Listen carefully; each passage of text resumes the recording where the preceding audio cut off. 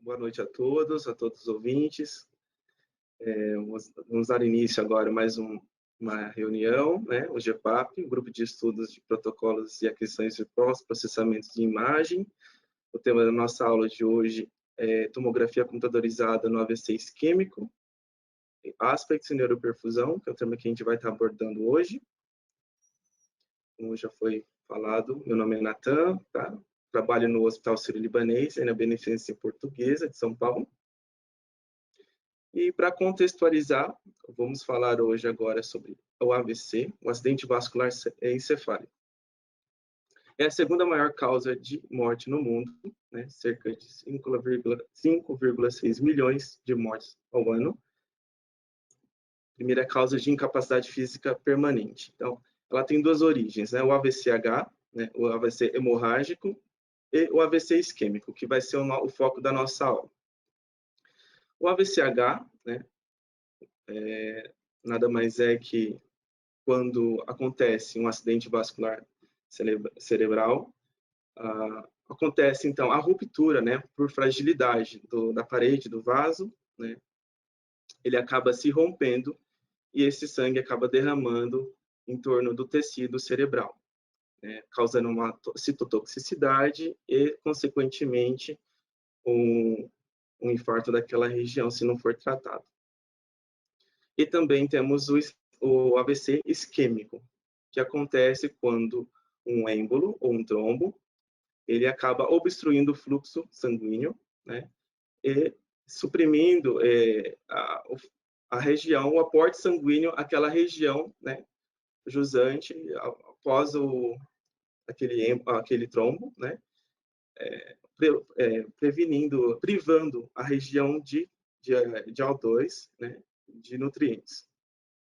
O tecido, então, vai evoluindo por uma hipóxia local e posteriormente, um corte de infarto e penumbra, que é o que a gente vai explicar posteriormente.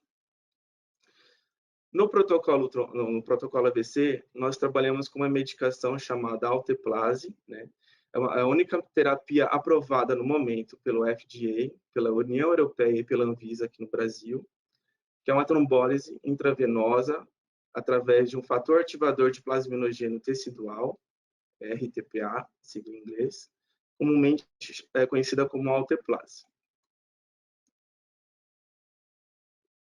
Nesse vídeo aqui eu explico mais ou menos, né, a formação, né, desse coágulo. Então, por fatores extrínsecos, ocorre então a ruptura da zona íntima do endotélio, a formação desse trombo, desse coágulo, por uma placa, às vezes, né, gordurosa, que vai evoluindo com a formação desse coágulo, há uma ativação da cascata de coagulação e a diminuição do lúmen desse vaso, né? Com isso, vai diminuindo o fluxo, o aporte sanguíneo para as demais regiões posterior a esse vaso.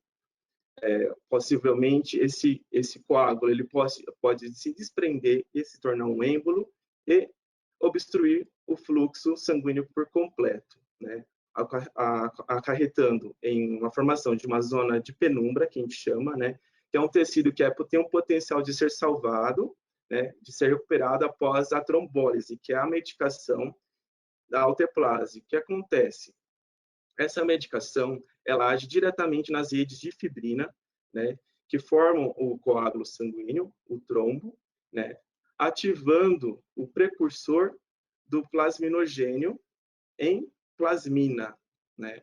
Então, essa plasmina, uma vez ativada, ela vai dissolver toda essa rede de fibrina e dissolver o coágulo, restabelecendo assim o fluxo sanguíneo e retornando então a oxigenação para aquele tecido que estava em infarto e sofrendo, né, com a hipóxia.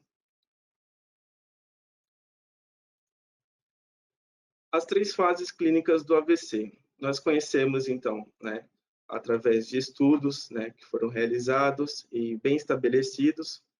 Trouxe aqui um estudo compartilhado com nossos colegas, o Piazzaroli e o Barros, foi classificado, então, estabelecido as 3 fases do AVC, né?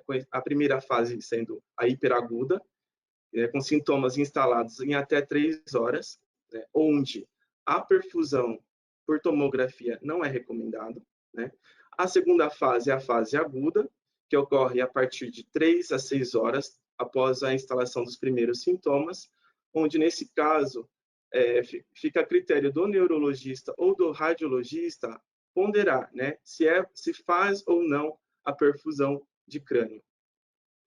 E a terceira fase, a subaguda, né, que é acima de 6 horas de sintomas, onde a perfusão é extremamente indicada e ela vai trazer informações sobre essa área de isquêmica, né, que a gente chama de core de infarto, e a zona de penumbra, onde aquele tecido que está sofrendo com a hipóxia pode ter um potencial de ser salvado, né, e esse quadro revertido. Onde agora a neuroimagem, onde que ela entra, né? Ela é de extrema importância, né, no protocolo. Então, estudos de imagem são utilizados, então, para excluir a hemorragia do paciente com AVC agudo, para avaliar, então, a injúria cerebral e para identificar as lesões vasculares responsáveis por esse déficit isquêmico. Então, o uso da tomografia computadorizada, então, é para avaliar se o AVC tem um aumento muito progressivo, né? Um dos objetivos principais, então, é diferenciar se o AVC ele é isquêmico ou ele é hemorrágico. Se o AVC normalmente é hemorrágico, normalmente o protocolo em si, ele já termina por ali a questão da perfusão e da angiotomografia, que são as outras 3 fases posteriores ao protocolo. Se o AVC já é hemorrágico, normalmente os médicos optam por encaminhar esse paciente ao setor de hemodinâmica, onde possivelmente ele vai ser tratado para a remoção, né, daquele coágulo, daquela hemorragia local, né, através de uma craniotomia ou de algum outro tratamento mais invasivo, né. Se o AVC isquêmico, que é o foco nosso aqui hoje, a gente dá seguimento ao protocolo realizando já a próxima fase, que é a perfusão e a angiotomo, né, posteriormente. Então, a neuroimagem também vai servir para excluir os mimetizadores de infarto também, como os tumores. Nós sabemos que tumores do sistema nervoso central, eles também mimetizam os sinais clínicos de um AVC, né? Tumores, malformações arteriovenosas, entre outras alterações, como um ataque epiléptico também, eles podem mimetizar, as manifestações clínicas são muito parecidas com o do AVC agudo. Então, a gente realiza a perfusão por tomografia e a angiotomo também para descartar esses mimetizadores. O outro objetivo é avaliar o status, né, então, dos grandes artérias cervicais e intracranianas, né, para ver se está tendo uma obstrução de grandes vasos. Estimar, então, o volume de tecido cerebral que é irreversivelmente infartado, que a gente chama de core de infarto. Estimar a extensão do tecido cerebral que tem um potencial salvável, né, e que está em risco de infarto, que é a zona de penumbra, a penumbra isquêmica, e guiar também intervenção aguda, né, como a trombólise, né, e a trombectomia mecânica. Existe, então, um consenso, né, já bem estabelecido, vários estudos, eu trouxe um desses, que é o Cold Stroke CT Perfusion, onde é recomendado, né, por vários pesquisadores, neurologistas, neuroradiologistas, que a melhor forma de tratamento, nesse caso, a partir das 0 e 3 horas de sintomas, costuma-se fazer já a trombólise intravenosa. De 3 a 6 horas, costuma-se realizar a trombectomia mecânica. E a partir das 6 às 16 horas, é realizada a trombectomia, né, que tem mostrado evidências benéficas. E isso é realizado a partir da seleção de pacientes por tomografia, realizando a perfusão guiada por tomografia ou ressonância. A ressonância é um pouco mais difícil, a gente sabe, porque Nem todos os hospitais e centros, né, de atuação tem disponível uma ressonância, então é mais complicado, e tem a questão das contraindicações dos pacientes ao realizar a ressonância, então é um pouco mais difícil. A tomografia, então, se tornou algo mais acessível e rápido e prático.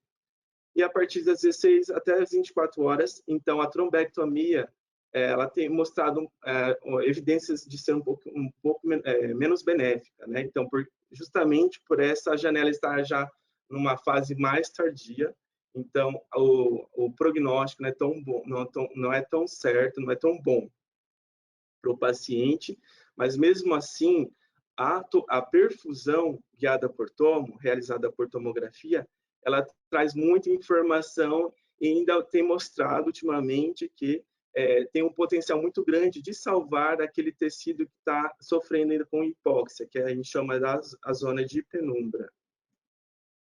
Trouxe para vocês também ter uma noção a evolução do tempo do tratamento do AVC ao longo dos anos, né?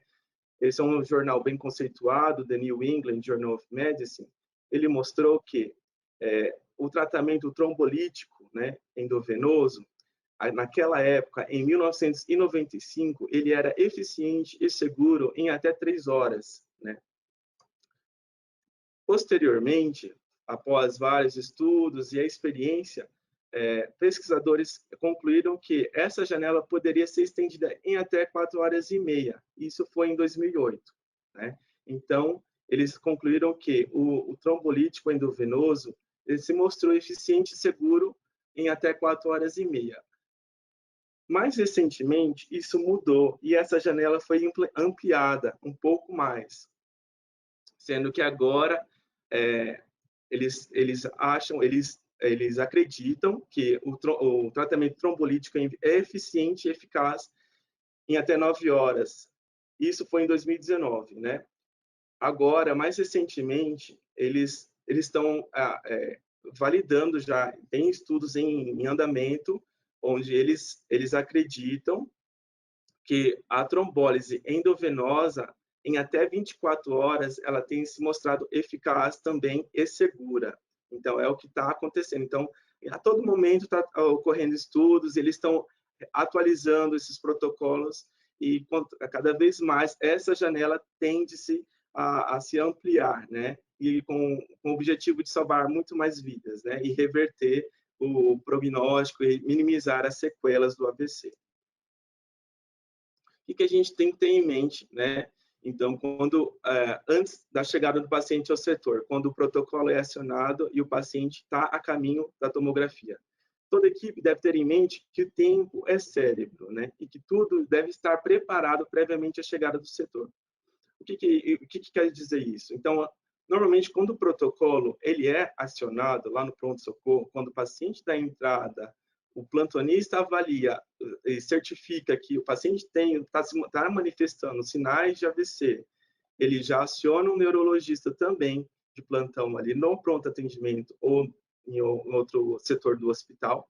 Esses médicos vão avaliar o paciente e imediatamente já acionar o código. Esse código ele já bipa em todos os setores envolvidos, né? Então, a tomografia tem o BIP, quando o protocolo é acionado, a gente já é notificado que o paciente, né, tem um paciente que foi acionado com o protocolo de trombólise, então a gente acaba reservando um tomógrafo para ele.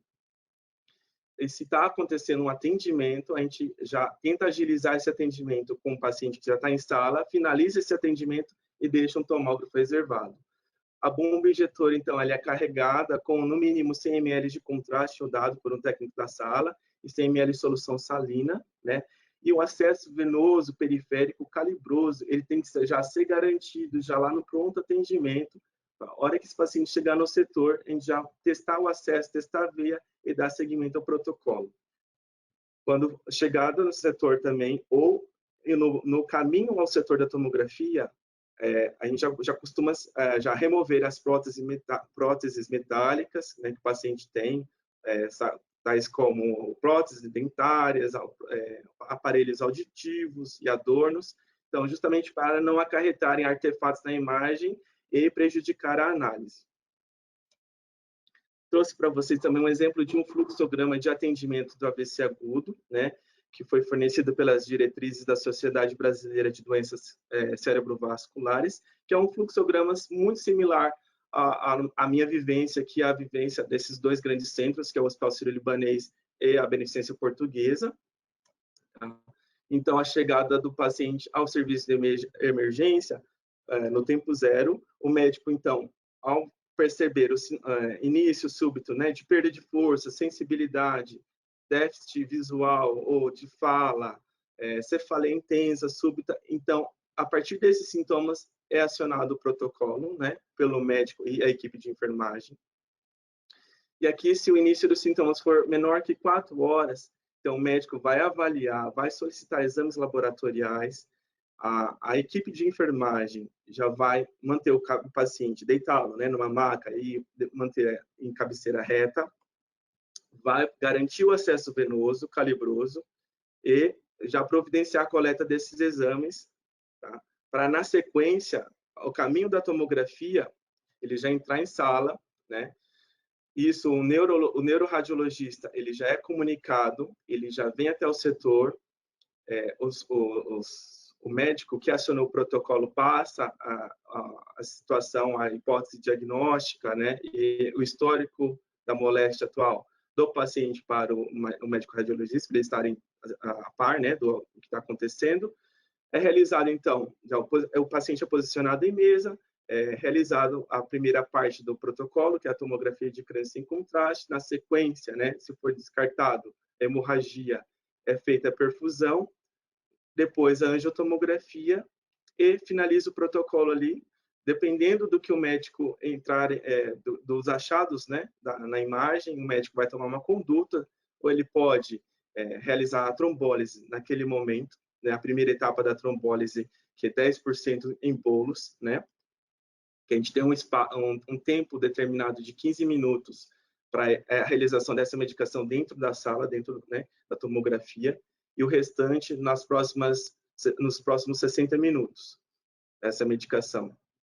Caso o paciente não entre nos critérios de trombólise, o médico, então, ele administra a medicação AS, né, a 300 miligramas dia, e vai manejando os parâmetros.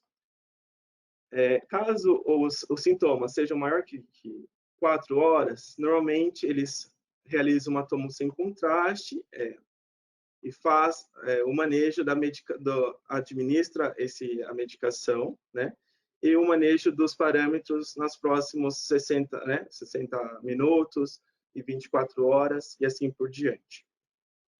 Isso é mais ou menos um fluxograma, né, de um protocolo AVC. É claro que tem algumas particularidades de cada instituição, isso vai de cada instituição.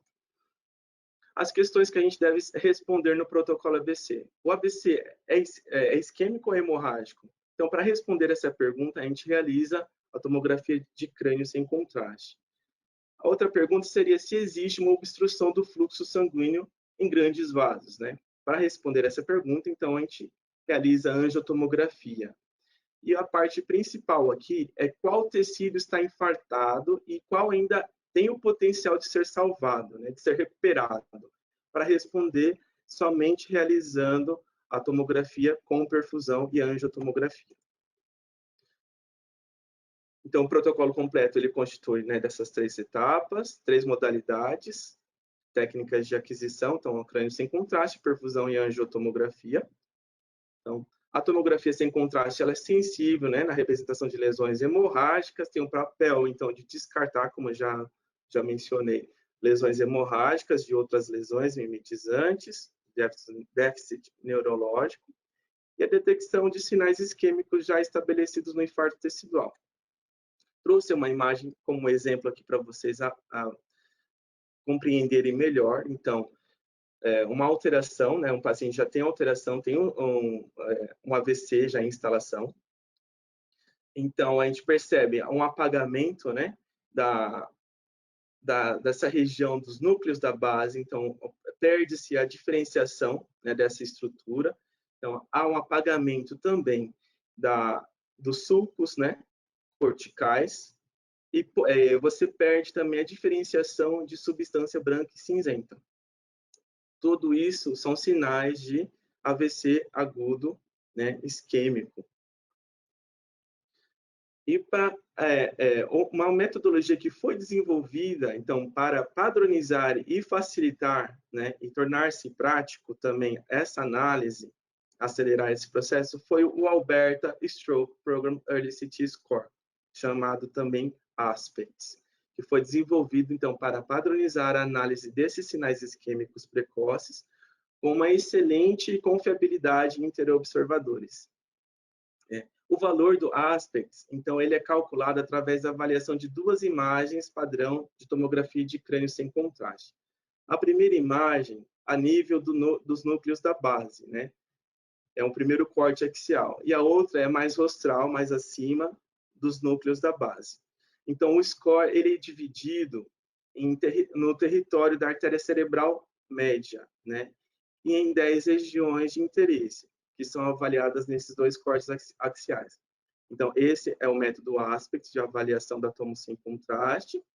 Então, a primeira imagem, o primeiro corte axial, a gente vai conseguir avaliar as 3 regiões subcorticais, né? O núcleo caudado, o núcleo lentiforme e a cápsula interna.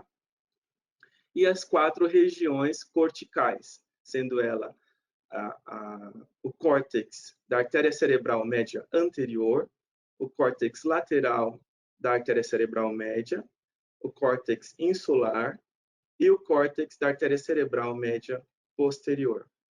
Mais acima, rostralmente, a esse corte axial, aqui a primeira imagem, nós temos a avaliação, então, do córtex da artéria cerebral média anterior, M4, né? O córtex da artéria cerebral média lateral, M5, e a posterior, M6.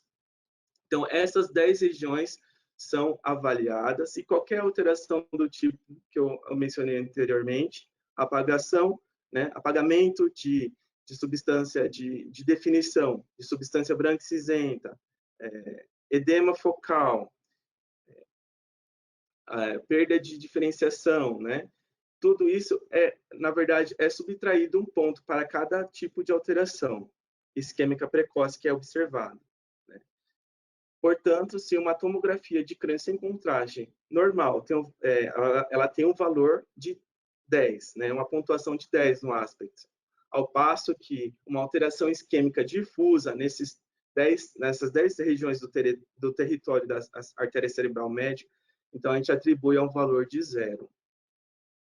Aqui eu trouxe um exemplo, né, de uma aquisição do crânio sem contraste e o pós-processamento do método ASPECTS automatizado por um software conhecido como Rapid, que é o que a gente utiliza aqui no Hospital Sírio-Libanês. Nesse caso aqui, o software automatizado pós-processou e identificou uma alteração no núcleo caudado e nos núcleos da base aqui, núcleo da cápsula interna, uma hipoatenuação dessa região e tirou 2 pontos, totalizando um score de 8. Né? Agora a gente entra na próxima etapa do protocolo, que é a neuroperfusão, que é uma técnica que permite avaliar o estado hemodinâmico do tecido, né, cerebral, então a sua estrutura e função e a sua viabilidade para o tratamento com tromboembolia, a medicação tromboembolítica. Envolve, então, a formação de imagem cine, que o nosso colega Douglas vai trazer mais informações posteriormente, sobre o mesmo slab de tecido cerebral, né, através da administração dinâmica de uma pequena quantidade de contraste iodado, né, cerca de 35 a 40 ml de contraste, e um bolus de alto fluxo, de 6 a ml por segundo. Essa informação é muito importante. Eu vou explicar para vocês mais à frente. Então, a aplicação da perfusão, então, no caso do AVC, que é o foco da nossa aula, é para a avaliação do core de infarto e a zona de penumbra, né, para tentar recuperar esse tecido dessa zona de penumbra e reperfundir essa região. E em outras situações, como a avaliação de neoplasia no sistema nervoso central, como tumores angiogênicos, né? Então, a gente avalia, através da perfusão e estadia essa lesão e faz controle também pós-tratamento. Quais são as informações que a gente consegue obter através da perfusão, né, que são importantes para a geração dos mapas, que a gente vai ver posteriormente. Então, o fluxo, volume e tempo. Através dessas três informações, a gente consegue formar, né, mapas colorimétricos que vai permitir a avaliação e a extensão dessa área de penumbra e do core de infarto. Como vocês conseguem ver aqui um exemplo ao lado, tá, de uma perfusão pós-processada, mostrando nessa primeira imagem um core isquêmico e essa região aqui seria a zona de penumbra. Os mapas, então, eles são obtidos, né, são mapas de cores que são obtidos através da deconvolução desse dado bruto. O que é a deconvolução? Seria uma transformação desse dado bruto. Ele passa, então, por cálculos matemáticos que geram, então, esses mapas, né? Eu não vou entrar em muito detalhe sobre esse processo, porque não é o foco da nossa aula, tá? E esses mapas, então, eles vão gerar um espectro de cores, né? Dentre elas, né, o vermelho, ou cores, né, mais puxado para o vermelho, que vão codificar valores mais altos, né, de determinado parâmetro. E o azul, né, ou cores mais frias, codificando, então, valores mais baixos. Dentre os mapas que são gerados, nós temos o CBV, o CBF, o MTT e o TTP. Aqui né? Estou te mostrando um exemplo, então, de mapas de cores que é obtido através de um software automatizado, o Rapid. Ele forma, então, essas imagens, esses mapas de cores, então, mostrando cada um desses parâmetros, o CBV, CBF, MTT e Tmax, né, de cada região do cérebro.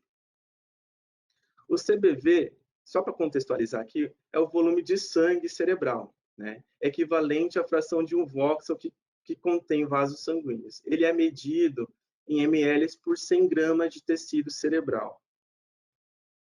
O CBF, então, é o fluxo de sangue. Então, é o volume de sangue que está passando, né, naquele momento, né?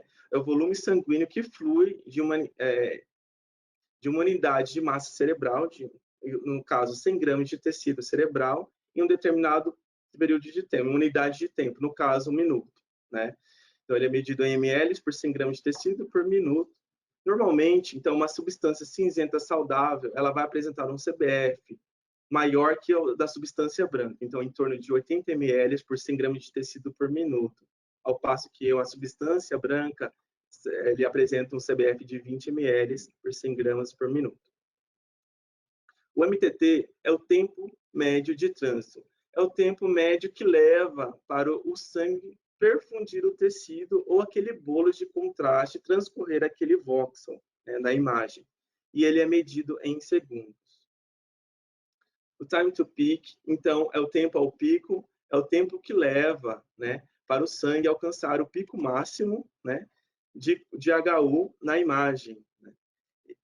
Então, quando a gente adquire a perfusão, já são geradas, então, essas curvas, né, de atenuação, através da deconvolução, e através de o cálculo de cada informação que dessa curva, por exemplo, né, o gradiente dessa curva, a área debaixo da curva, a gente consegue extrair determinadas informações, como o CBV, né, o CBF, e o time to peak aqui, através dessa análise. O Tmax, né, é uma informação que a gente consegue extrair através da deconvolução desses dados. Então, é o tempo, time to maximum é o tempo ao máximo. Ele representa, então, o tempo a partir do início da varredura até a intensidade máxima de bolos de contraste que chega ao voxel, né? Medidos em segundos. Ele quantifica, então, a área de maior hipoperfusão na região cerebral. Então, áreas com valores mais altos, né, são áreas mais hipoperfundidas, só tem pouco sangue, pouco aporte sanguíneo chegando naquela região, então codificadas em vermelho, possivelmente é uma zona isquêmica, um core de infarto, e áreas que tendenciando para cores mais esverdeadas e amarelas são áreas, né, que tem um fluxo, uma hipoperfusão, já apresentando características de zona de penumbra, que tem o potencial de ser recuperado. Então, essa informação a gente consegue extrair através do Tmax. Aqui, para vocês terem uma noção, então, só relacionando esses três parâmetros, o CBF, então, quando ocorre, né, obstrução do fluxo sanguíneo, o fluxo, né, ele começa a decair, né, gerando, então, uma zona de penumbra naquela região, assim como o volume sanguíneo, né, consequentemente, ele diminui também naquela região, e o MTT, o tempo médio de trânsito daquele fluxo sanguíneo, acaba aumentando em decorrência dessa obstrução. E se o paciente não for tratado e ele vai evoluindo, né, vai acabar gerando um core isquêmico, né, com baixo fluxo sanguíneo, né, baixo volume sanguíneo também cerebral e um MTT bem aumentado, bem pronunciado.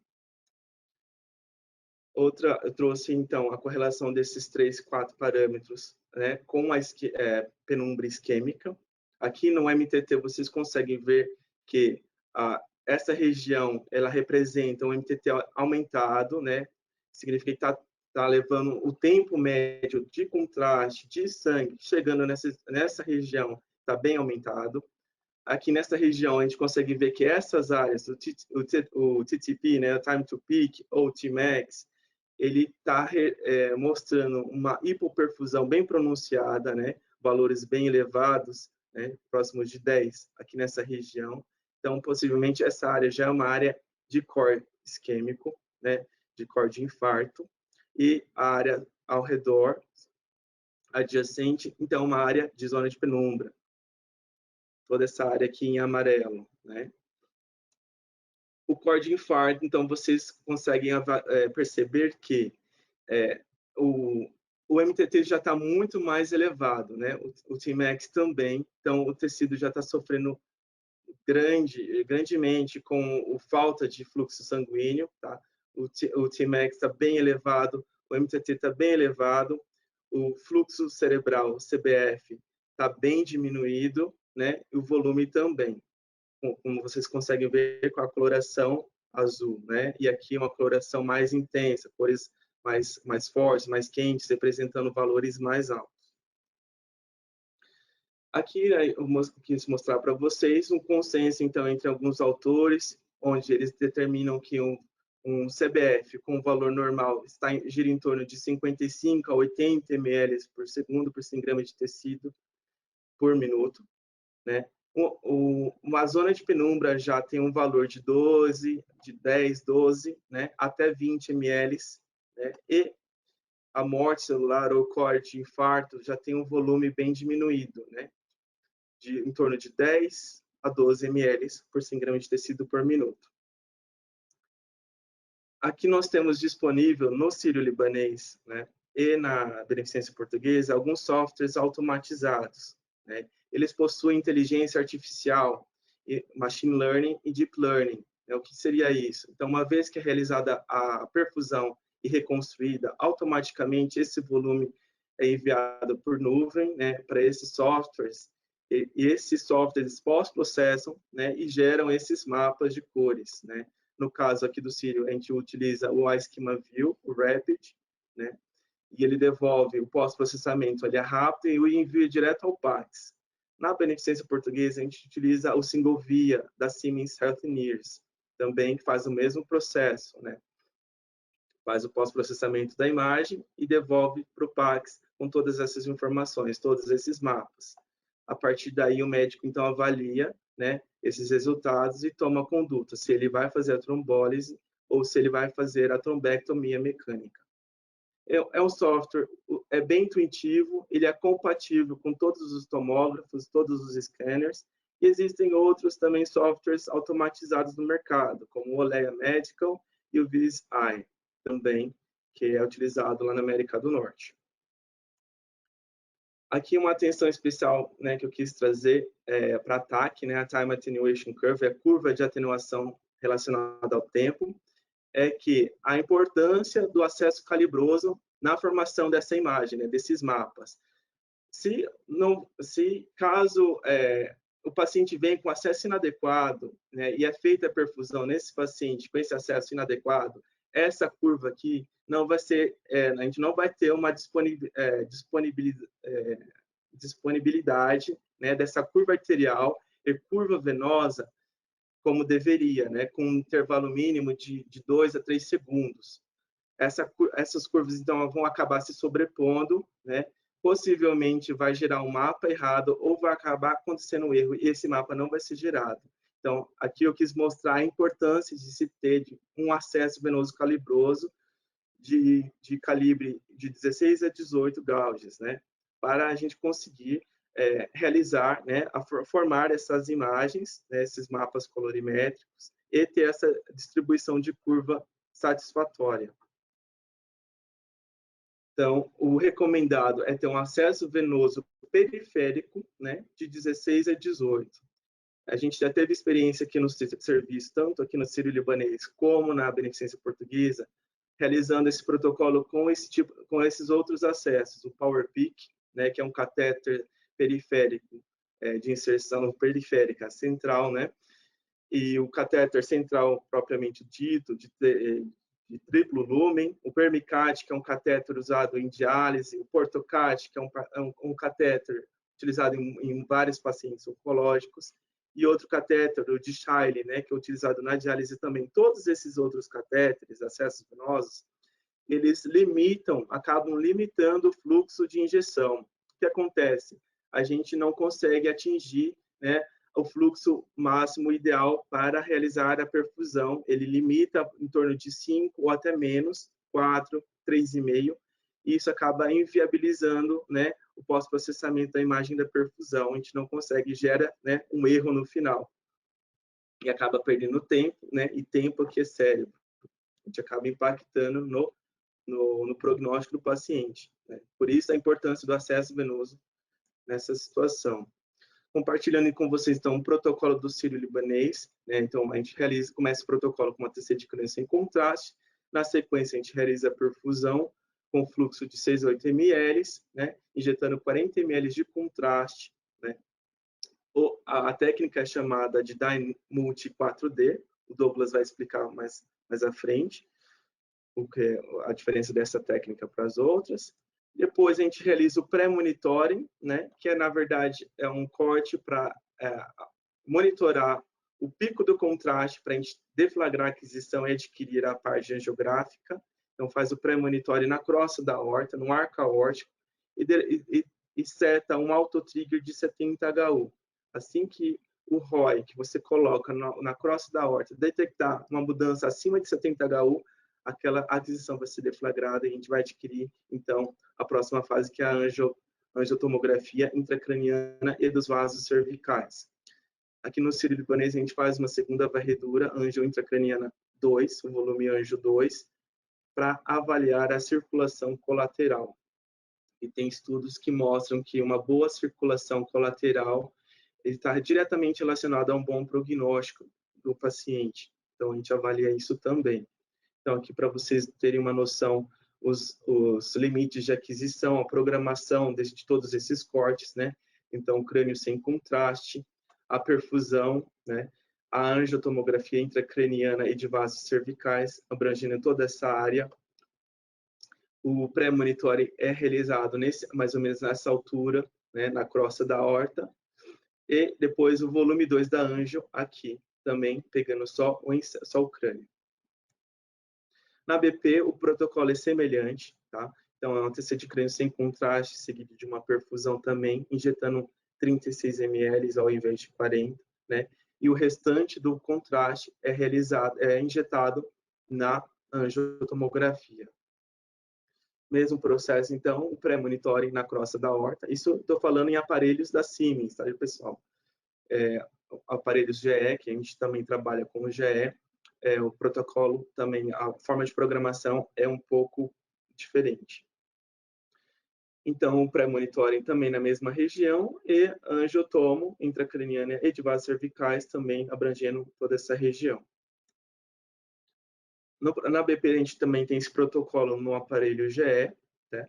É realizada também a tomo sem contraste para avaliar, né, descartar a hemorragia e fazer a análise através do método Aspect. A perfusão de crânio também, que a gente chama aqui de shuttle, um volume de contraste de 40 ml, né, 6 a 8 ml por segundo.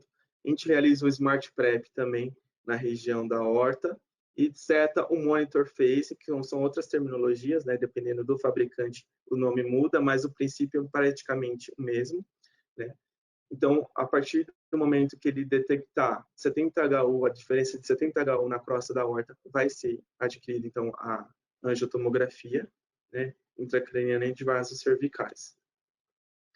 Atenção, então, para os limites da perfusão. Então, a gente adquire, o limite da perfusão vai da região supratentorial, que é essa região aqui, acima, né, do tentório, até o centro semioval, essa região aqui em cima. Então, esse normalmente é o SLAB, que a gente consegue avaliar todo o encéfalo, né? Hoje, nos tomógrafos mais modernos, a gente consegue essa varredura, essa amplitude, né, de varredura de perfusão. Antigamente, com os tomógrafos mais antigos, a gente não conseguia varrer uma estrutura tão extensa assim.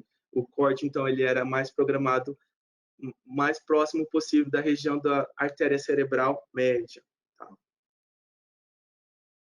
Então, para responder se o tecido é infartado, se está infartado ou se ainda é salvável, a gente realiza, então, a perfusão e a angiotomografia.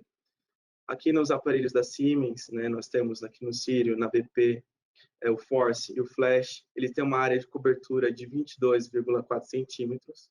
Eu acho que uma das maiores áreas de cobertura que a gente tem no momento de todos os tomógrafos. Na sequência, o Flash tem uma área de cobertura de 15 centímetros, né? E são os parâmetros técnicos da perfusão. Então, a gente adquire a perfusão com uma espessura de 5 milímetros, né?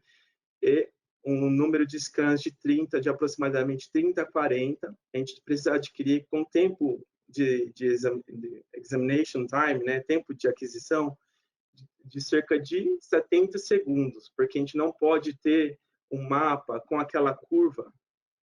Vou voltar aqui só para explicar melhor. Essa curva não pode estar truncada, eles chamam de truncamento. A gente precisa ver o wash-in e o wash-out desse contraste, né, perfeitamente delineado aqui no gráfico. Então, o tempo de aquisição da perfusão gira em torno de 70 segundos, aproximadamente 30 scans.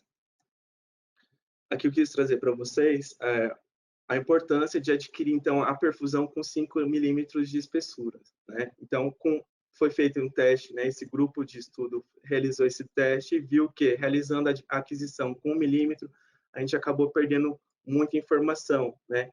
De zona de isquêmica, de hipoperfusão, né? E zonas de penumbra. Então, é importante realizar a perfusão com, no mínimo, 5 milímetros de espessura. Próxima questão a ser respondida é a obstrução de fluxo, né, de grandes vasos. Então, a localização, a gente precisa saber a localização, se está tendo obstrução e o local dessa obstrução. Então, a gente realiza a angiotomo intracraniana e de vasos cervicais. Aqui eu trouxe para vocês um pós-processamento, né, dessa angiotomografia.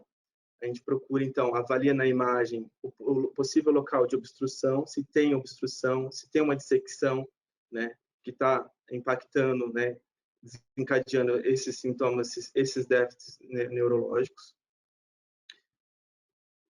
E a próxima aquisição seria para a avaliação da circulação colateral, que é o volume Angio 2.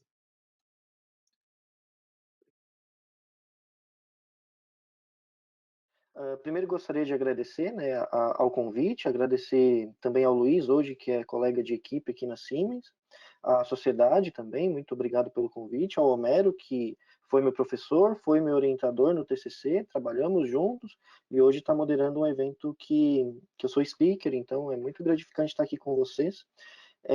Meu objetivo aqui, então, é falar um pouco sobre o protocolo AVC, né, o Stroke Protocol, que é algo bastante comum, né, a gente vai ouvir bastante protocolo Stroke durante a rotina clínica dos hospitais, tá? Eu estou sem câmera, então não está funcionando bem a gente testou, não está funcionando bem, mas esse sou eu, para quem não me conhece. Então, atuo como Senior Applicator na Siemens, né, faço a parte de expertise clínica aqui dentro da instituição. Esse também é meu conflito de interesse, já que eu sou funcionário Siemens, e sou biomédico formado pela São Camilo. Então, o meu objetivo aqui, então, é falar um pouco também sobre educação. Eu trabalho, né, na parte educacional da Siemens, sou um dos responsáveis pelo conteúdo de CT e Single-Via também, junto com outros colegas, tá? Para quem não conhece, aqui a nossa plataforma hoje gratuita é o PEP Connect, que vocês têm acesso a cursos gratuitos, tá? Cursos online gratuitos. Então, acho que vocês podem explorar bem a ferramenta, né? A Siemens tem investido bastante em educação nos últimos anos. A gente está consolidando o nosso serviço de educação, né? Alguns hospitais, eu sou responsável pelo conteúdo para os hospitais que, enfim, que decidem trabalhar em educação continuada, mas nós temos cursos abertos ao público também, né? E de novo gratuito pelo PEP Connect, é só acessar o site e vocês tem cursos não só de tomografia, mas de todas as modalidades dentro da radiologia, tá bom? Então, o meu objetivo aqui eu vou tentar ser pontual, né, mais prático, e no final a gente vai trabalhar com simuladores, né, tentar trazer para vocês qual que é o que a gente faz na prática, na rotina de aplicação e na rotina clínica, tá bom?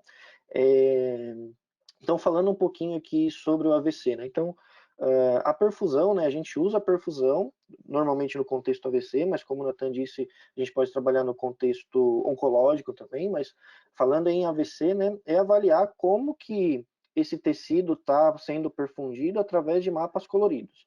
Então a gente quer saber esse tecido ele está saudável, não está, e se não está, o quanto dele já morreu ou está em sofrimento. Isso falando em AVC isquêmico, tá? Lembrando que no nosso encéfalo, né, ele é dividido em substância branca e substância cinzenta. Esse é um corte axial, né, em vivo, na verdade. Então, o encéfalo ele tem esse aspecto, né, substância branca, substância cinzenta. Lembrando que a substância branca ela é constituída pelos axônios dos neurônios, né, e a substância cinzenta basicamente pelo corpo do neurônio. Para quem não lembra, essa carinha do neurônio, então substância branca, né, a gente tem essa região, os axons, e a substância cinzenta, o corpo da célula, tá? Importante lembrar que na tomografia as cores se invertem. Então, onde nós temos aqui substância branca, na tomografia vai aparecer cinza, e onde temos substância cinzenta, na tomografia aparece branca, tá bom? Isso vai ser importante mais lá na frente quando a gente for falar do aspect score. Tá? Um dado importante aqui é que o encéfalo ele é um órgão que demanda muito da nossa energia, né, do que a gente tem de aporte de oxigênio e de energia calórica mesmo do nosso corpo. Então aqui, por exemplo, o encéfalo ele consome em média, né, 3,5 milímetros de oxigênio a cada 100 gramas de tecido por minuto. Esse dado é importante mais para frente porque a gente vai mostrar quando que o tecido está em sofrimento, quando que ele já morreu, tá? Ou quando ele está em falha de síntese proteica. Tá? Então, em situações normais, a gente tem um fluxo constante no encéfalo, né, no parênquima encefálico, certo? Que gira mais ou menos assim. Ó. A gente tem 80 miligramas por minuto a cada 100 ml ou 100 gramas de tecido na substância cinzenta e 30 ml por minuto a cada 100 ml na substância branca, o que resulta numa média de mais ou menos 50 a 60 ml por minuto a cada 100 gramas de tecido na média, tá? Esses dados aqui são importantes por conta dos mapas que a gente vai falar mais lá na frente. Então aqui, ó, quando o tecido começa em sofrimento, quando a gente tem um fluxo de sangue, né? Como eu falei, ele é perfundido, né, por diversos vasos, ramos principais e colaterais, como o Nathan disse.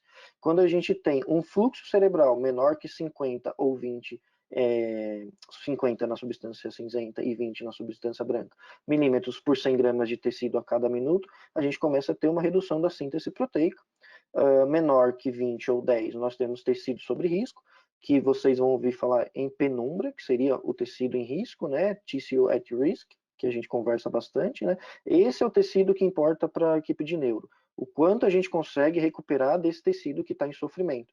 Porque uma vez que o tecido infartou, e ele infarta quando a gente tem fluxo menor de 10 ml de sangue, né, por por 100 gramas de tecido a cada minuto, esse tecido infartado a gente não recupera mais. Então, a ideia da perfusão é entender o quanto a gente consegue recuperar desse tecido em sofrimento, que a gente chama de penumbra. Tá? Lembrando que o AVC, né, ele pode ter duas origens, né, ou origem isquêmica, por oclusão de vasos, ou hemorrágica, né, quando nós temos ruptura desses vasos. Cada região do encéfalo, né, onde nós temos ruptura ou oclusão do vaso, né, ele pode causar consequências físicas no paciente, ou, enfim, sensoriais, né? Então, essa figura é uma figura clássica, assim, que mostra que cada região do córtex cerebral, né, pode ocasionar falha motor em alguma ou fala, né, alguma falha na região do corpo do paciente. Então, isso daqui é uma figura clássica, eu sempre gosto de trazer ela, para mostrar que cada região do encéfalo é responsável por alguma atividade. Dependendo dessa atividade que está em disfunção, a gente consegue chegar ao tecido, né, ou ao vaso que pode estar em oclusão, tá bom? Isso é importante quando a gente for programar a neuroperfusão, né? O Aspects pode ajudar, mas quando a gente for programar a neuroperfusão, isso pode ajudar a gente a entender aonde pode ser o vaso de origem. Eu vou tentar trazer aqui também, né? O Nathan mostrou muito bem que os nossos tomógrafos high-end, que a gente chama, ou M1, que são os tomógrafos top de linha, no caso, hoje ele trabalha com o Force e o Flash, que são os dois tomógrafos de dual source, né? Eles têm uma área de cobertura maior, mas a gente quer trazer também um pouco da realidade geral do país, né? A gente sabe que só os grandes centros têm esses tomógrafos high-end. Então, no simulador eu vou trazer algo mais acessível, né, a outros hospitais, e mostrar que é possível fazer uma perfusão também que não passe pelo encéfalo inteiro, e sim numa região dedicada, tá bom? Então, aqui um pouco dos exemplos, né, dos vasos que a gente vai analisar. A perfusão, a gente quer ver essa oclusão dos vasos encefálicos, né, mas pode ocorrer também em vasos cervicais, por isso que o último passo do protocolo AVC, né, do Stroke Protocol, é uma anjo de vasos cervicais também. Lembrando que quanto mais proximal essa oclusão, maior seria a morte tecidual adjacente. Então, se a gente tem uma oclusão cerebral média, por exemplo, a gente vai ter mais tecido morrendo. Se a gente tem uma oclusão em vasos colaterais, em vasos mais distais dos ramos principais, a gente tem uma morte tecidual menor e, consequentemente, um prognóstico menor. Então, de novo, mais uma vez, é importante entender como que está o perfil perfusional desse encéfalo, seja ele, né, no encéfalo propriamente dito, ou em ramos principais, ramos cervicais, né, onde a gente tem a entrada do sangue na região encefálica. Aqui um pouco de epidemiologia, né? No mundo a gente tem, em média, 15 milhões de pessoas sofrendo, né, de stroke, de AVC, onde um terço dela, né, 5 milhões vão ir a óbito, outros 5% vão ficar com sequelas permanentes, e 5% um terço, 5 milhões, vão seguir sem grandes problemas ou sem consequências, né? Ao longo da vida.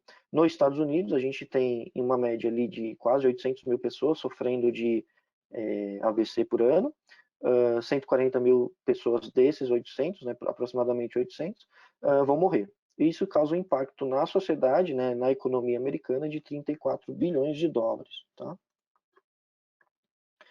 Então, de novo aqui, né, mostrando a prevalência, 87% dos episódios de AVC, né, são de origem isquêmica e apenas 13% de origem hemorrágica, que é quando a gente tem a ruptura desse vaso, em comparação com a isquêmica, onde a gente tem a oclusão do vaso, e aqui mostrando, onde a gente tem a oclusão do vaso, distalmente essa oclusão, a gente tem a hipóxia, né, ou o sofrimento e morte celular, consequentemente. Aqui, outra prevalência, né, a cada 100% dos episódios isquêmicos, a gente tem quase 20% morrendo 28 dias após, 28% morrendo 3 meses após, e 37%, quase 40%, pode ir a óbito 12 meses após. Inclusive, esses pacientes, é comum que tenha episódios de recorrência, né, principalmente quando eles têm predisposição ambiental ou genética, né, que seriam diabetes, fibrilação atrial, obesidade e tabagismo, né, falta de exercício, enfim, algumas doenças que podem aumentar essa predisposição. Ele pode ter episódios, o paciente no caso, né, pode ter episódios recorrentes de AVC, tá? Aqui falando um pouco da janela, né, a gente tem que responder basicamente essas 3 perguntas aqui. Temos hemorragia? E essa fase do exame, ela tem que acontecer em menos de 2 minutos, tá? No geral, essas respostas, todas essas respostas a partir da tomografia não pode durar mais que 12 minutos, tá bom? O Nathan comentou muito bem, né, que a partir do código AVC da urgência, né, da urgência e emergência, a gente tem ali até 1 hora. Mas dentro da tomografia são basicamente menos de 12 minutos. A gente tem que atingir o nosso target em até 12 minutos. Então, a tomografia de crânio normalmente ocorre primeiro, né, acontecendo em menos de 2 segundos. Depois, nós podemos responder a pergunta se temos oclusão do vaso, e isso não pode durar menos de 3 minutos, eu digo essa etapa do exame. E depois o core infarto, o core, né, de sofrimento, né, a região infartada, e a região que podemos salvar, e aqui a gente entra no aspect, e na perfusão, que deve ocorrer em menos de 2 minutos. Quando a gente faz aqui a tomografia sem contraste, normalmente o aspect ocorre de forma automática até, tá? Isso nos nossos softwares, né, ou softwares de outros vendors, mas o nosso, com certeza, a gente consegue fazer de forma automática, como o Nathan disse também. E depois a perfusão, onde nós vamos gerar os mapas de avaliação de distribuição de contraste. Aqui alguns estudos que mudaram, né, os paradigmas da perfusão, né, primeiro com Dow Study, depois com Diffuse Tree Study, e um guideline que hoje que a gente usa como referência, né, que mostra que agora, antes, né, a gente tinha só até 6 horas de janela, com uma TC de contraste e uma anjo. Hoje a gente conseguiu ampliar essa janela, né, para trombectomia mecânica, incluindo a TC, né, o CTP, que seria CT, Computer Tomography Perfusion, ou ressonância. A ressonância tem entrado, né, recentemente existe uma discussão sobre o papel da difusão na ressonância, inclusive se vale mais a pena, né, um protocolo rápido de ressonância somente com difusão em sequências com ponderações específicas, né, para avaliar esse core necrótico, e aí sim entender se a gente consegue entrar na janela de trombectomia até 24 horas após o evento isquêmico. Mas hoje o guideline sugere tomografia sem contraste, neuroperfusão e o CTA, que seria a anjo de cabeça e pescoço, tá? Algumas outras instituições podem trabalhar com uma nova varredura, né, para avaliar vasos colaterais, mas não é o caso. Aqui uma imagem mostrando um guia, né? É um guia de como a gente pode seguir com o protocolo AVC. Então aqui, por exemplo, a gente começa com um CT sem contraste, né? E aqui a gente vai responder a pergunta se temos sangue ou não. Se temos sangue, final do exame. Se não temos sangue, entramos no protocolo AVC aqui com a perfusão e as angiotomografias, certo? Então aqui de novo seguindo, né, o protocolo, se temos AVC final de exame, AVC hemorrágico, desculpa. Se não temos, entramos aqui no protocolo AVC propriamente dito com perfusão, onde é composto por uma tomografia sem contraste, o aspect, né, que mostra a área de core necrótico, e depois a neuroperfusão, e seguida por uma anjo de cabeça e pescoço, tá bom?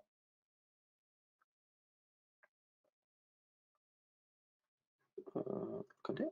Aqui. Então agora sim a gente vai começar a entrar no protocolo propriamente dito, composto pela TC, né? Eu vou explicar um pouco do aspect, vou explicar sobre a neuroperfusão e vou explicar sobre a angiotomografia. Aspects. Então, o que é o Aspects, né? O Aspects é o Albert Stroke Program Early CT Score, ou Aspect Score, tá? É comumente a gente fala. Como o Nathan já explicou, né, a gente começa com 10 pontos, e a cada região afetada a gente vai excluindo um ponto desse score, certo?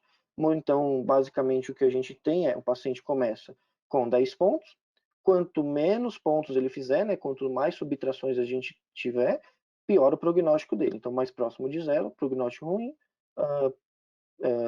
próximo de 10, melhor prognóstico. E aqui no nosso software ele sai com as áreas marcadas em X, mostrando onde ele tem comprometimento, tá? Aqui nas áreas que o Nathan também mostrou bem, né? As áreas perfundidas por cada região anatômica. Então, nesse caso, o paciente tem o score 7, então ele tem 3 xizinhos em 3 territórios. E importante dizer que esse resultado é automático, tá? Por que é importante dizer? A gente tem alguns estudos mostrando, aqui um outro exemplo, tá mostrando como que sai na prática, né, na vida real. A gente tem alguns estudos mostrando que é importante que isso saia de forma automática para agilizar o diagnóstico médico, tá?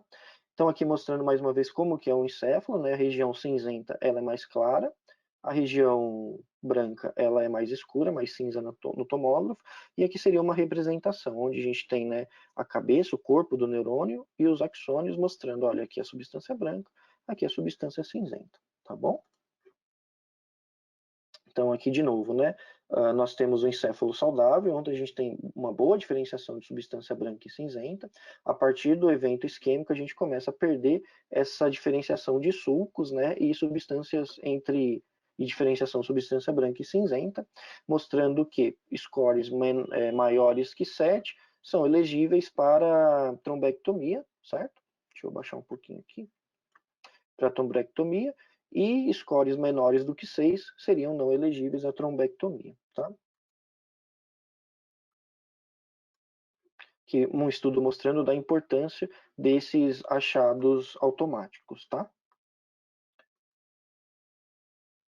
Agora vamos falar um pouquinho da perfusão.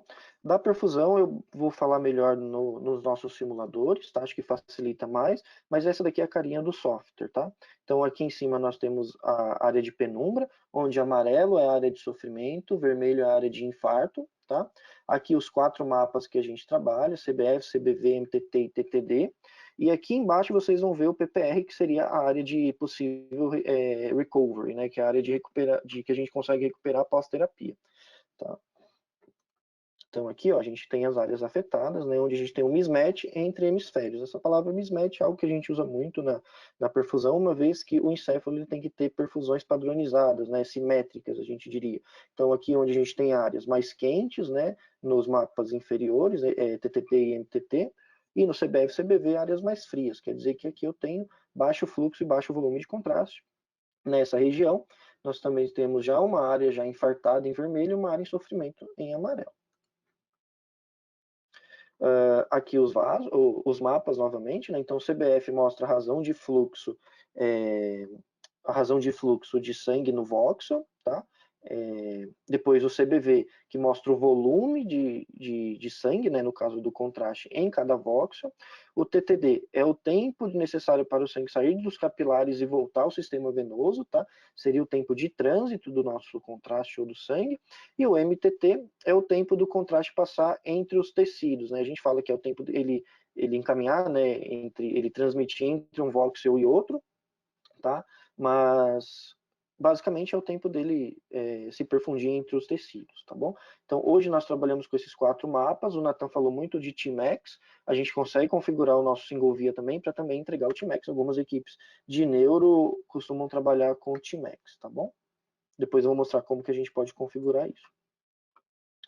Aquisição. Nós temos 2 modos de aquisição, basicamente, né? O PCT, que seria Perfusion Computed Tomography, ou VPCT, que seria o Volume Perfusion Computed Tomography. Esse volume a gente consegue fazer encéfalo inteiro, que é o caso da BP e do Sírio, onde eles trabalham com encéfalo inteiro, mas nós também conseguimos fazer dentro de uma aquisição limitada, sem o encéfalo inteiro. Tá? Algumas instituições, inclusive na Alemanha, mesmo tendo tomógrafos que trabalham com encéfalo inteiro, preferem fazer uma região focal por conta de economia de radiação. A gente não quer expor esse paciente à radiação extrema, então alguns serviços, mesmo com a capacidade de encéfalo inteiro, preferem fazer algo focal num ponto específico do encéfalo baseado na clínica do paciente. Tá? Aqui o nosso portfólio de tomógrafos, tá? O Nathan hoje trabalha com o Force, também trabalha com o Flash. O Flash hoje ele foi descontinuado e nós temos o Drive, que tem características bem parecidas, tá? Esses são os equipamentos dual source. Depois, nos equipamentos single source aqui embaixo, todos eles têm a possibilidade de fazer perfusão, inclusive dinâmica. Os nossos novos tomógrafos, né? O Excite, o Edge Plus, o Edge, eles já estão. O Excite é novo, né? Tá aqui o New. O Edge Plus e o Definition Edge eles estão em substituição, está entrando agora o Exceed. lançado recentemente. Temos a nova família de tomógrafo, que a gente chama de família Go. O simulador eu vou trabalhar com esses, que esses estão mais atrelados à nossa realidade aqui no Brasil. GoTop a gente consegue fazer também volumétrica no encéfalo inteiro. GoAll Pinal a gente faz somente estática, mas é possível fazer também. Nau 16 canais, 32, o AL tem 32, mas com perfil diferente de tubo e resolução temporal. E agora o novo Somaton On-Site ainda não está no Brasil. Esse sim é dedicado exclusivamente para encéfalo. A ideia dele é trabalhar em núcleos de centro de stroke, né, onde o transporte do paciente é comprometido, o paciente internado na UTI, o transporte é sempre dificultoso, então a gente levaria o tomógrafo, poderia fazer tomografias de crânio nesse paciente, inclusive perfusão. Tá? Então esse ainda não no Brasil, mas logo vamos ter disponível aqui também. Aqui um exemplo de como funciona a aquisição dinâmica. Então, hoje o Natan trabalha muito com essa forma, ó, onde o tomógrafo entra, né, e sai do gantry em constante radiação, tá bom? E aqui uma curiosidade é que, não sei se todos sabem, existe a opção de, além do tomógrafo, né, da mesa mexer, a gente consegue mexer. Deixa eu só tirar meu laser point para dar um play aqui para vocês. Isso a gente chama de sliding gantry, tá? Esse sliding gantry a gente consegue fazer perfusões dinâmicas também, né? Aquisições dinâmicas, incluída a perfusão. E aqui, por curiosidade, a mesa é estática e quem mexe é o gantry. Hoje nós temos poucos serviços no Brasil, né? Que tem essa possibilidade, alguns com sala híbrida. Então aqui, ó, o gantry entra e sai. Então quem mexe não é o paciente, quem mexe é o gantry, tá bom? Mas de novo, nós temos pouca disponibilidade desse tipo de tomógrafo no Brasil. Que mais curiosidade. Vou ligar meu laser de novo. Então aqui, com relação ao protocolo de perfusão, isso são sugestões Siemens, tá? Cada protocolo, cada instituição pode montar o seu protocolo. A gente sugere um volume médio de contraste de 50 ml, um fluxo de injeção de 6 a 8 ml por segundo e um volume de soro de aproximadamente 40 ml com fluxo idêntico à injeção do contraste. Tá? Alguns estudos mostram que a gente consegue fazer até com 36 ml de contraste, que é o caso da BP, o Círio trabalha com um volume um pouquinho maior. Importante que acessos 20 e 22 a gente não sugere, porque é possível, isso depende do serviço, mas a gente não sugere por conta do risco de extravasamento. O mínimo que a gente sugere é um gel, né, com 18, né, com um gauge com um diâmetro de 1 milímetro pelo menos, o 16 sendo ideal, o 14 quando possível, claro, aqui o acesso é mais difícil. O que a gente tem na prática média, assim, é que o 18 resolve muito bem, tá bom? E aqui os 40 ml de contraste, de soro, né, porque os 40 ml, nós temos mais ou menos, a gente perde mais ou menos 10 ml no braço, 10 ml no pulmão, mais 10 ml na carótida, por segurança mais 10 ml, por isso um flush, que a gente chama de flush, para empurrar essa coluna de contraste primeiro é de 40 ml, essa é a justificativa, tá bom? Eu particularmente trabalho com um pouquinho mais, eu coloco de 15 a 20 ml por segurança, tá bom?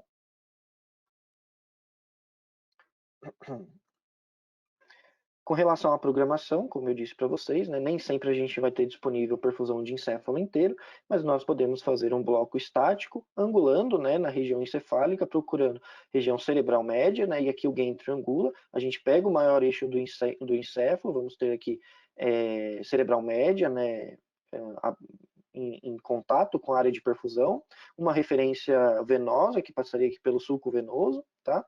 E normalmente, quando a gente não tem sinais de infarto, quando o paciente chega no nosso serviço, né, de forma precoce, a gente ainda não tem sinal de infarto, a gente pode trabalhar com aspectos para guiar essa programação, nem sempre temos disponível, então a gente coloca como necessário, né, quando não temos sinal de infarto, passar pela região dos núcleos da base.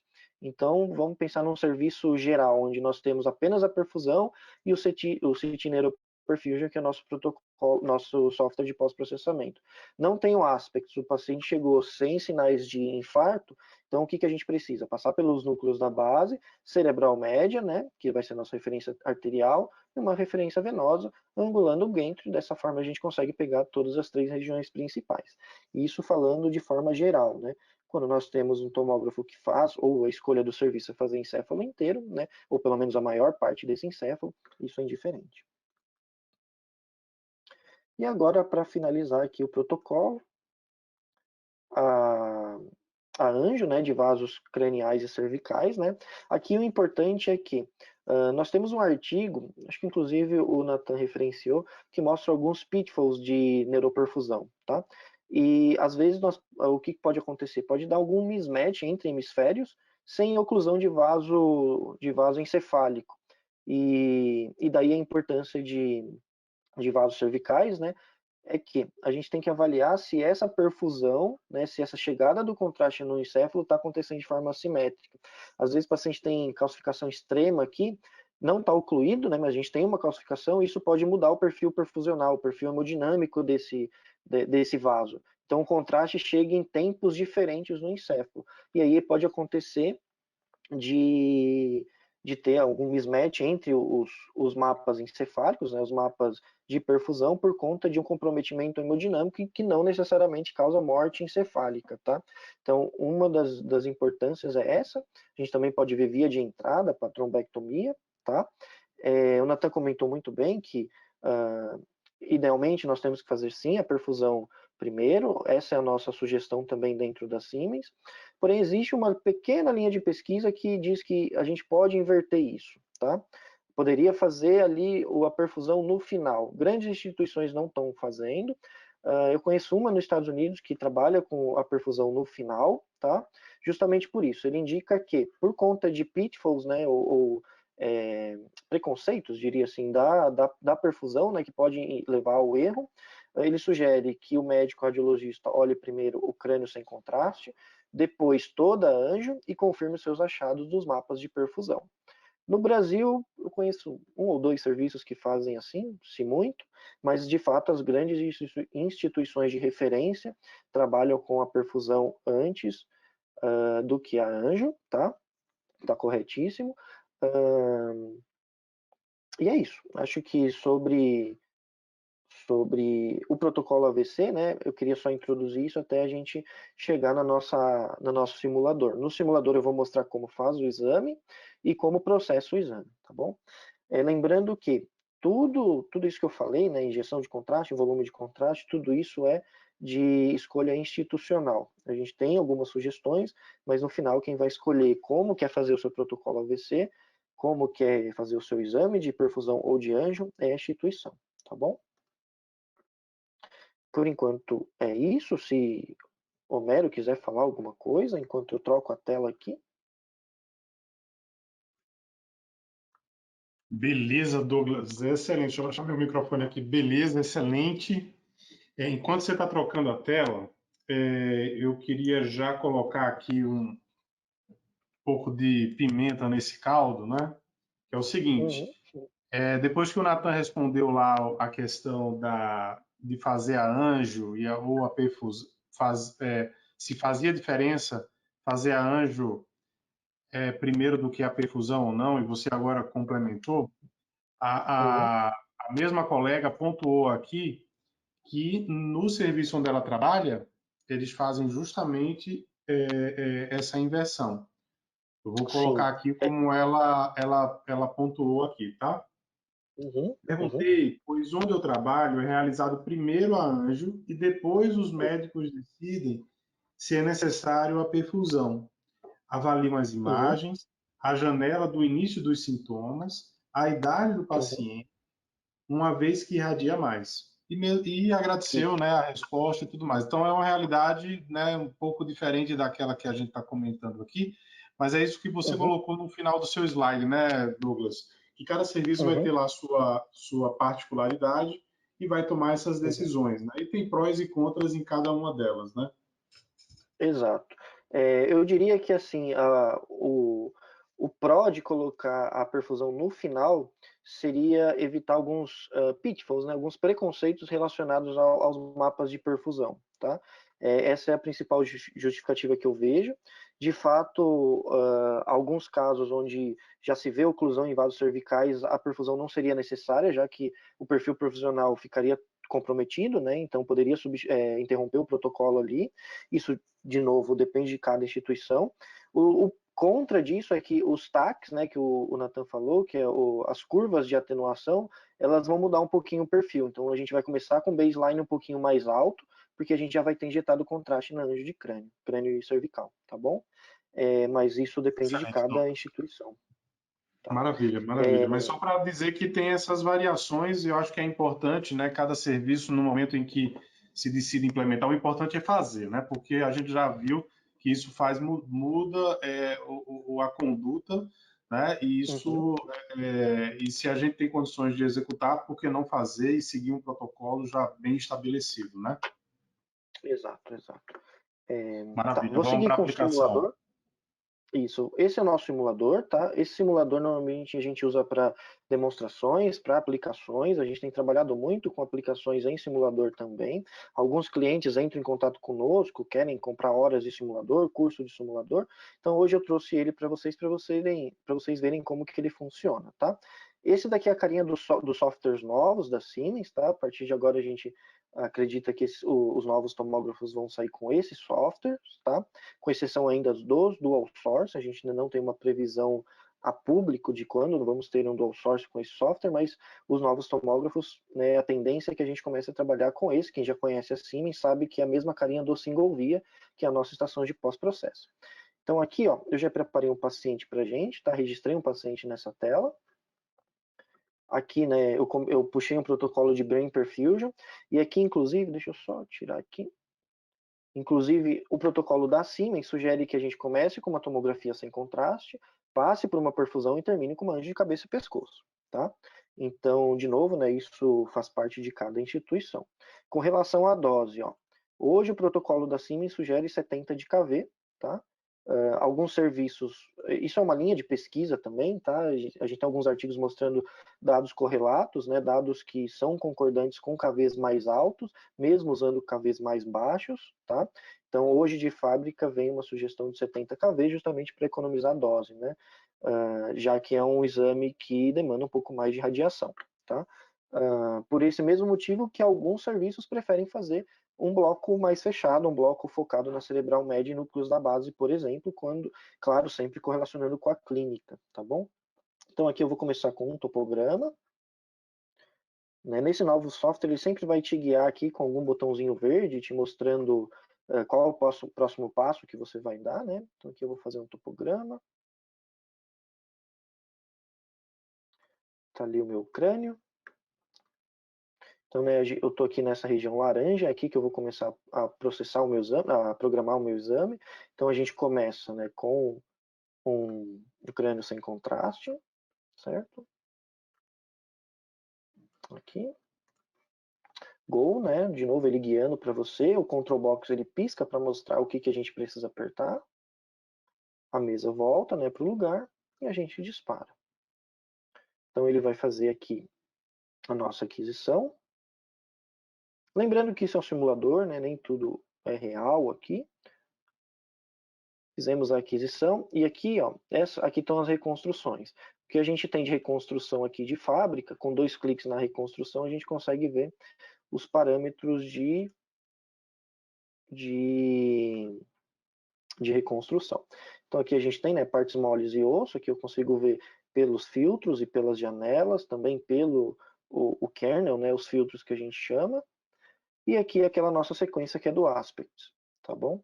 Essa sequência aqui, ele vai dar aquele mapa, eu vou colocar ela para reconstruir já, um pouquinho mais demorado. Vou colocar ela primeiro, para vocês verem como que sai na rotina, tá? Partes moles e osso eu não vou reconstruir não, tá bom?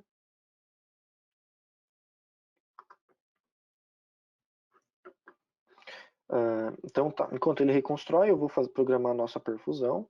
Aqui nesse caso, né, o simulador ele não vai ter contraste, mas quando a gente tem alguma demonstração é possível, sim, colocar contraste, adicionar contraste.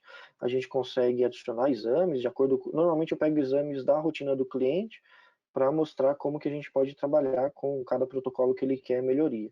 Então aqui eu vou fazer uma aquisição dinâmica, mas eu poderia escolher um protocolo mais fechado, tá bom? Importante dizer que a Siemens sugere 46 segundos de aquisição. Quem usa outros softwares, o Rapid, por exemplo, tem que ter um tempo um pouquinho maior para que ele veja bem o washout, que, como o Nathan bem disse, tá? Então, aqui só para exemplificar como que a perfusão vai acontecer, né? Então, peguei aqui núcleos da base, cerebral médio, uma referência venosa, tá?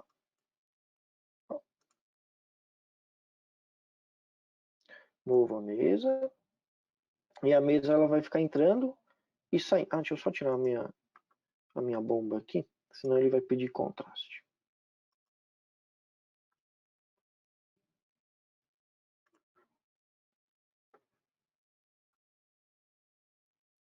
E start. Então aqui para exemplificar, ó, que a mesa vai ficar entrando e saindo. Olha a linhazinha aqui, ó, ela entra e sai, enquanto o contraste está entrando, né? Claro que não vai ter contraste, mas a ideia aqui é mostrar que ao longo do tempo, né, a gente vai ter o perfil provisional. Qual que é a ideia aqui? O washin, então o washin é o contraste chegando, como ele se distribui e como que ele vai embora. Basicamente é isso, tá bom?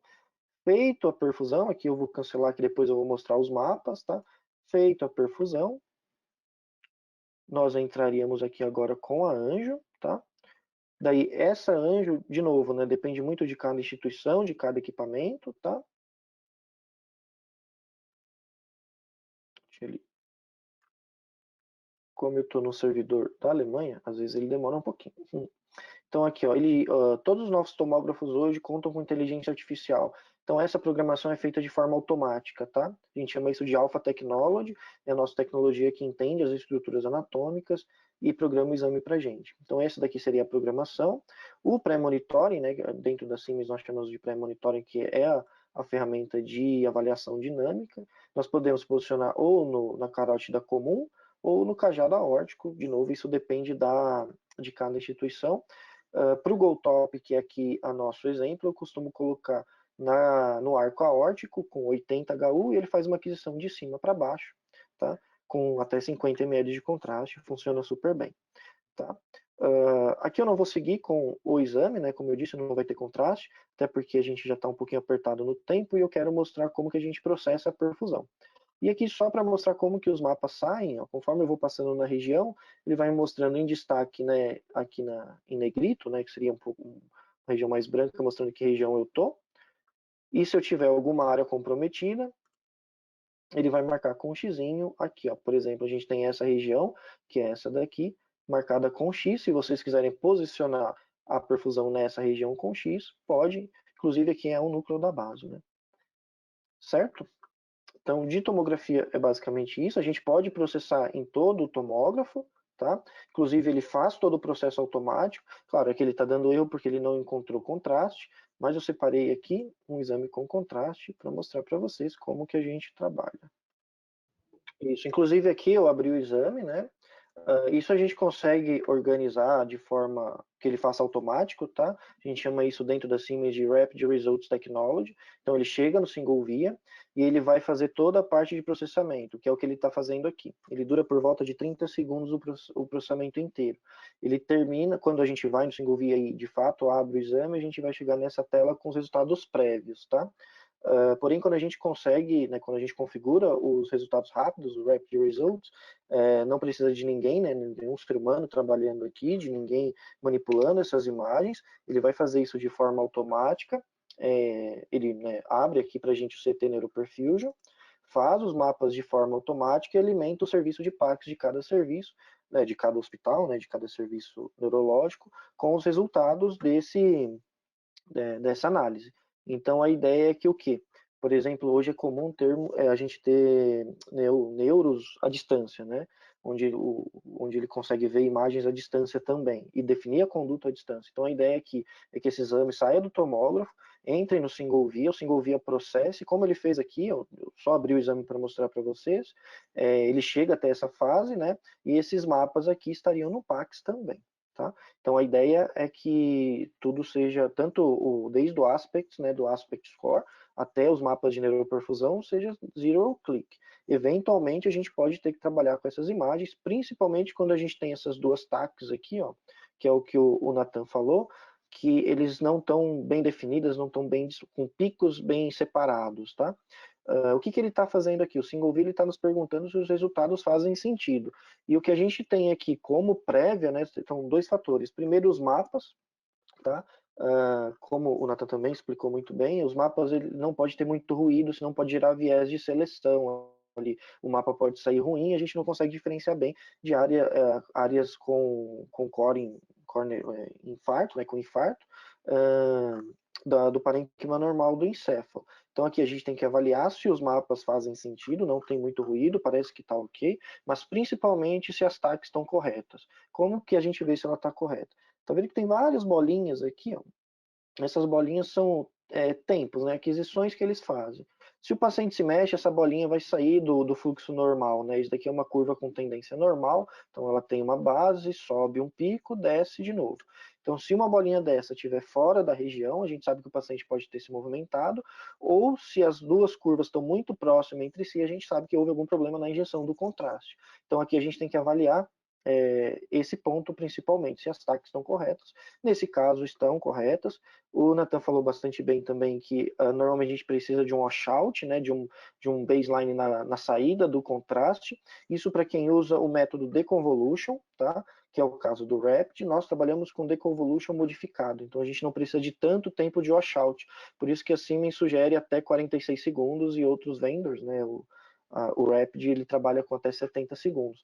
Mas isso a gente pode configurar também dentro da configuração do software, né? A gente consegue escolher aqui métodos matemáticos de cálculo. Então nós temos, além do convolution, que o nosso é modificado, né? A gente tem uma variável diferente. A gente pode introduzir o Tmax também, que é comum alguns serviços pedirem dentro do deconvolution.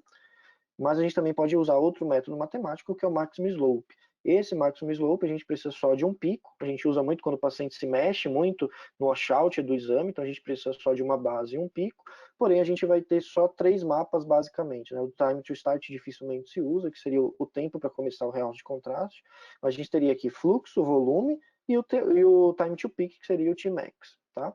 Então a gente consegue mudar isso, e aí aqui sim precisa de algum ser humano avaliando essas curvas, né? Mas eu diria que 95% dos casos não precisa de mudança nenhuma de protocolo, tá? Mas aqui para mostrar para vocês que existem outras fórmulas matemáticas para cálculo de perfusão. Eu não vou entrar no mérito aqui, que a gente tem um curso de uma semana inteira para falar só disso, né, de como trabalhar com pós-processamento.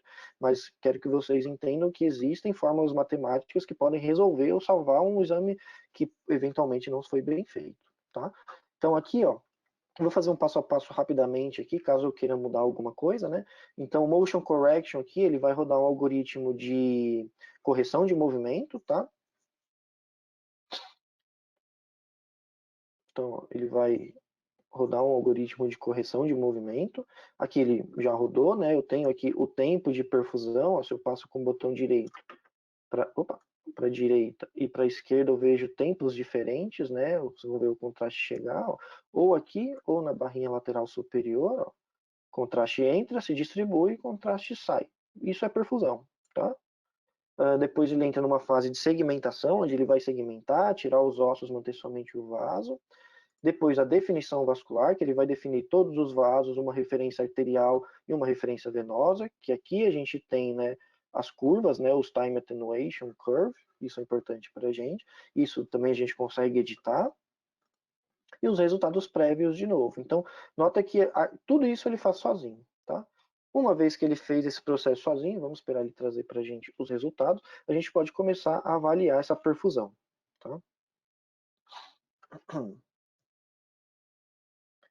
Então, estão aqui os resultados prévios, as curvas estão concordantes, estão boas, né? Os picos estão bem separados. Então, eu vou aceitar os resultados prévios.